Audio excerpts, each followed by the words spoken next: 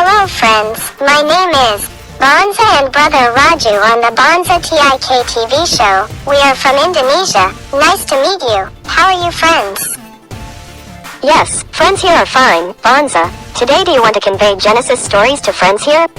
So friends can understand this Genesis story. The Bible says, Genesis chapter 11, themes, 1. Tower of Babel 11:1. As for all the earth, it has one language and one accent. So they went east and found flat land in the land of Shinar. And they settled there. They said one to another, let us make bricks and burn them well. Then they used these bricks as stone and crushed them as clay. They also said, come, let us build ourselves a city with a tower whose top reaches to heaven, and let us make a name for ourselves, so that we may not be scattered throughout the earth. Then the Lord came down to see the city and the tower which the children had built. That human being, and he said, they are one nation with one language for all. This is just the beginning of their efforts. From now on, whatever they plan, nothing will not be accomplished. Okay, let's go down and disrupt their language there, so that they no longer understood each other's language. So the Lord scattered them from there throughout the earth, and they stopped building the city.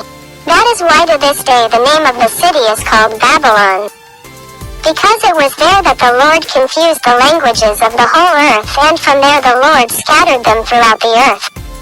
2. Descendants of Shem. These are the descendants of Shem. When Shem was 100 years old, he begat Arpachshad, 2 years after the flood. Shem lived 500 years after he begat Arpachshad, and he begat sons and daughters.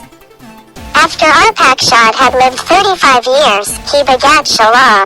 Arpachshad lived 403 years after he begat Shelah, and he begat sons and daughters. After Shelah had lived 30 years, he begat Eber. Shelah lived 403 years after he begat Eber, and he begat sons and daughters. After Eber had lived 34 years, he begat Peleg. Eber lived 430 years after he begat Peleg, and he begat sons and daughters. After Peleg had lived 30 years, he begat Rehu. Peleg lived 209 years after he begat Rehu, and he begat sons and daughters. After Rehu had lived 32 years, he begat Serug. Rehu lived 207 years after he begat Serug, and he begat sons and daughters. After Serug had lived 30 years, he begat Nahor. Serug lived 200 years after he begat Nahor, and he begat sons and daughters. After Nahor had lived 29 years, he begat Terah. Nahor lived 119 years after he begat Terah, and he begat sons and daughters.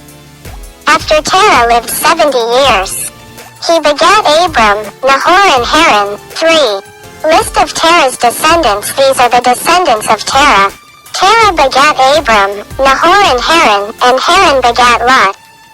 While Terah, his father, was still alive, Haran died in the land of his birth, in Ur of the Chaldeans.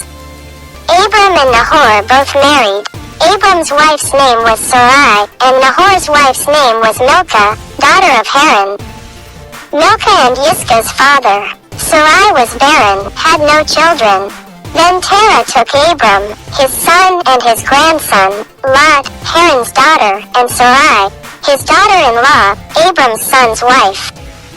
He went with them from Ur of the Chaldeans to go to the land of Canaan, and they came to Haran and settled there.